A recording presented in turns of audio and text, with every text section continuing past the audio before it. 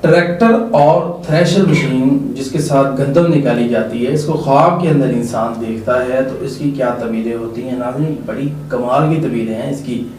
ہمیں اس کا پتہ ہی نہیں تھا۔ تو آپ کے سامنے آج میں انشاءاللہ تعالیٰ ٹریکٹر دیکھنا خواب کے اندر،